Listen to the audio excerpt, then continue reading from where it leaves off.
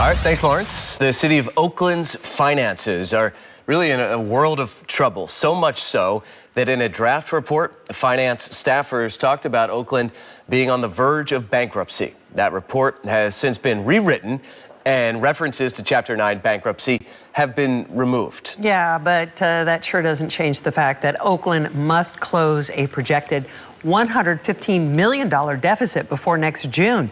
The city council was briefed today, and KRON 4's Dan Kerman has details.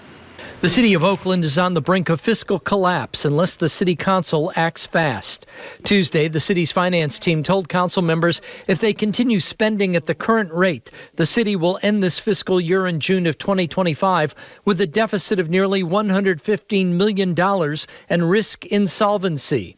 Closing the gap won't be easy. Reductions in our public safety budgets are now unavoidable to effectively address the current year shortfall. Police and fire services are on the chopping block because they're responsible for most of the overspending, with the police department projected to overspend its budget by $51 million and the fire department projected to overspend its budget by $34 million. OPD Chief Floyd Mitchell told the city's finance committee earlier in the day they're already taking steps to address the overtime budget. We implemented measures to really pull back all of our discretionary or special assignment overtimes. Other than that, the officers are, staying late for a specific assignment. How cuts to police and fire will impact public safety are unclear.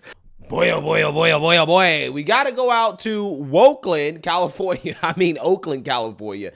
to talk about a city that is on the verge of bankruptcy. Now, this city is facing a whole lot of major changes, okay? The mayor, Sheng Tao, has been recalled, okay? And the woke DA, Pamela Price, has been recalled as well, too. However, they are still in office for a short period of time until they are eventually removed and replaced.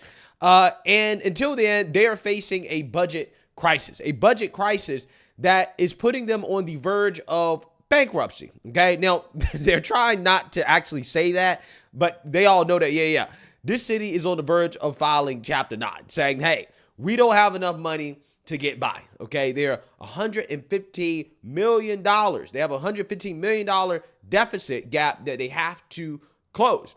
And because of that, they now have to cut vital services like police and fire, okay? This is what they have to do. And now the residents of Oakland are panicking because they know the devastating consequences of having to cut those vital services, okay, in order for the city to get by. Again, this is a city that is already crime-ridden.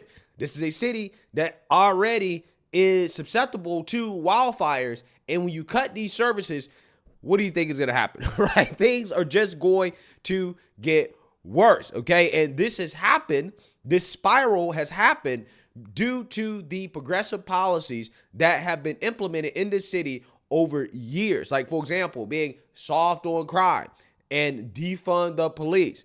These are the things that have led to this budget crisis, and I want to talk about it. So without further ado, let's get into it.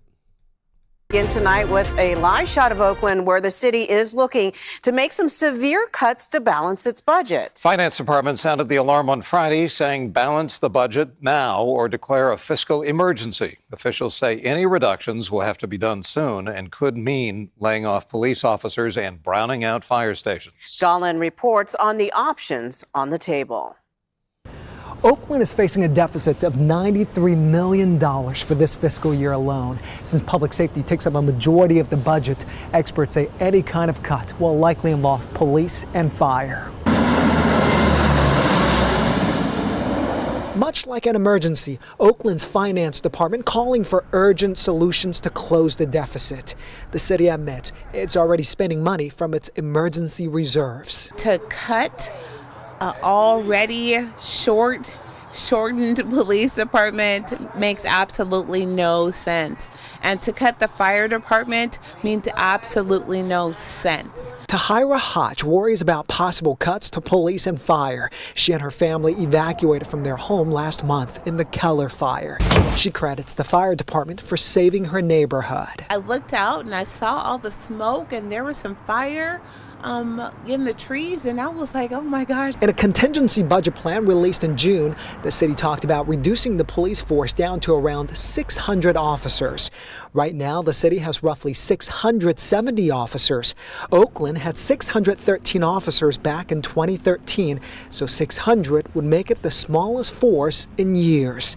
The contingency plan would also brown out a handful of fire stations, freeze positions across city departments, and reduce hours at rec centers, libraries, and senior centers. My priority is public safety and a clean city. I need the police and the fire department to respond. Councilman Noel Gallo and others have warned Mayor Sheng Tao and her allies about this financial mess back in June. The current budget depends on selling the Coliseum, but the city has not received money from the deal. At the end of the day, we're going to have to negotiate with the unions. You know, we got to make some reductions. We may have to lay some people off. He says cuts alone won't be enough. They need concessions from the unions. Crime numbers were down, and so that restores positivity for people to want to come and shop in Oakland, do business in Oakland.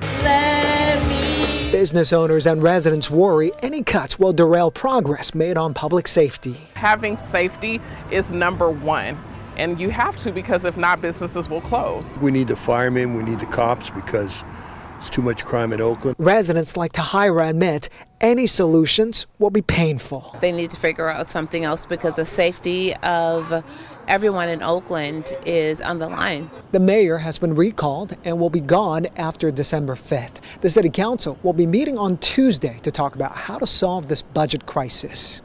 And once they balance the budget for this year, then they have to balance the budget for the next 2 fiscal years. City officials estimate they've got a $120 million structural deficit from 2025 to 2027. Wow.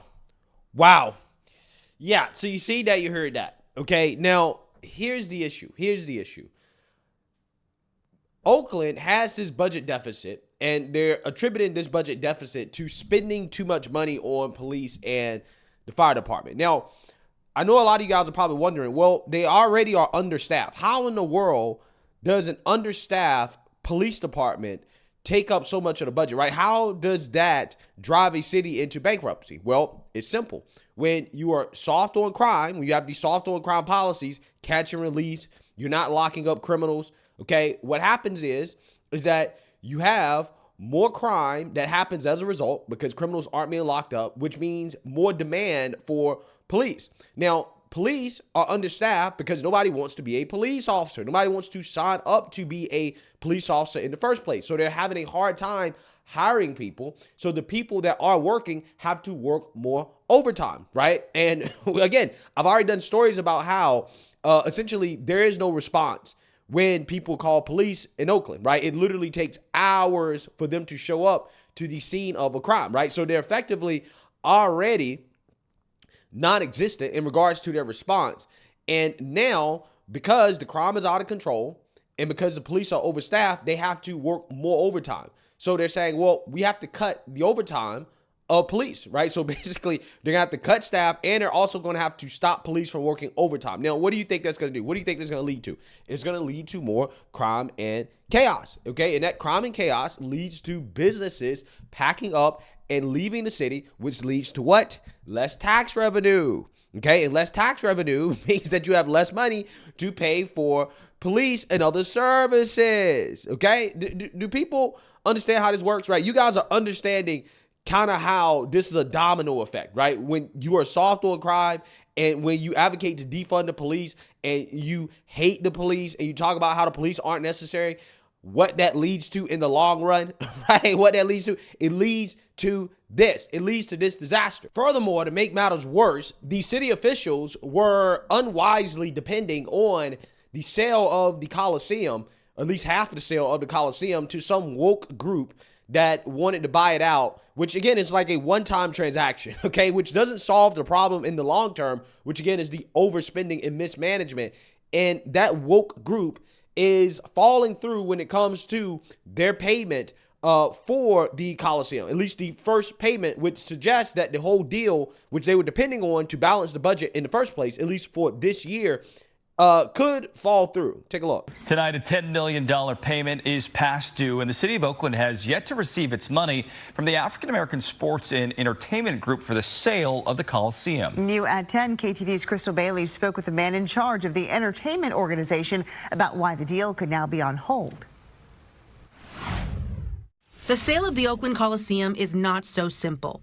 The African American Sports and Entertainment Group, or AASEG, says it's trying to buy the Coliseum to develop the site, which means purchasing the A's half for $125 million and the city of Oakland's half for another $125 million. The group, though, is late on a $10 million non-refundable payment to Oakland. The city says the group provided evidence that the funds were in an escrow account in October, but the payment, due November 7th, was never made to the city.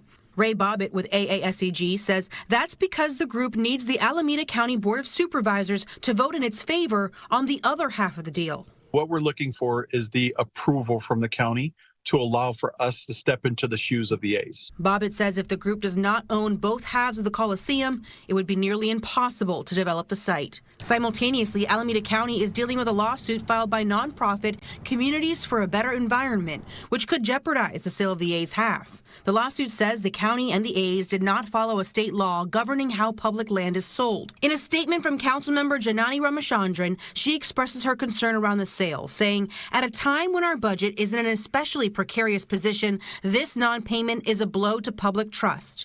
She goes on to say, "It was an irresponsible mistake to depend on the proposed Coliseum sale, a highly complicated real estate deal relying on so many variables outside of our control to plug holes in our budget deficit." We understand the caution, but at the end of the day, we are literally 1 or 2 meetings away from completing this process, so we're really excited about it. Yeah, so you've seen that, you heard that. Just bad decision after bad decision after bad decision. This is what happens when you have far left progressives running a city. They do not know how to manage a budget, right? They know nothing at all about finance and making sure that people's money is being spent properly, right? They don't know anything about it. And again, the crime is so bad in Oakland that construction workers are afraid to go to neighborhoods that are sketchy and to fill potholes, right? They have a pothole problem in Oakland that can't get fixed because construction workers are saying, nah, it's not worth it, right? It's not worth me going out to some sketchy neighborhood and working because of all the crime and the chaos that is prevalent throughout the city, okay? So just a complete and total disaster. Now, they're saying that, well, the only way that we can fix this problem is that we have to cut back from police. We have to cut back from the fire department. We got to fire some people. We got to close down fire stations, right? This is what they're doing. However, I disagree with this. I disagree with this because when you look at the salaries of some of the top officials in this city, what you can see is that there's plenty of room to make cuts and to hire more police, right? If you really want to, okay? Because look at these salaries. Richard Lunar, the deputy city administrator, this guy makes $400,000. $400,000. The assistant city administrator, $300,000. The chief of police, $300,000. Director of public works, $300,000. The fire chief, $300,000. All of these people that are running the city, I mean, we're talking about 100 employees. They all make over $200,000 a year. How many police officers could you hire if you cut every single last one of these city officials, if you cut their salaries in half? If you cut their salaries in half, how many police officers could you hire? I guarantee you can hire a lot, right? Which means you would need less overtime because you have more people, more police officers working a regular salary, right? There's less need for overtime, right? But instead of cutting their own salaries, they want to cut essential goods and services while they make almost $500,000 a year to mismanage the city, right? Again, this is insanity. They should be cutting their own salaries first. Cut your own salary first before you start cutting back from the public safety that this city needs, because cutting back public safety is only going to make the problem worse. The reason why the problem exists is because of the fact that crime is out of control. It's because of defunded police. It's because of mismanagement of the budget. That's the problem. When you run your tax base out of the city, right? People don't want to operate there. People don't want to live there. Yeah, you lose tax revenues. And then on top of that, you need more police in order to deal with the crime, you got to pay more money. But you got less tax revenues to afford it. But again, the people who are running the city are getting paid. They're getting rich. Getting rich.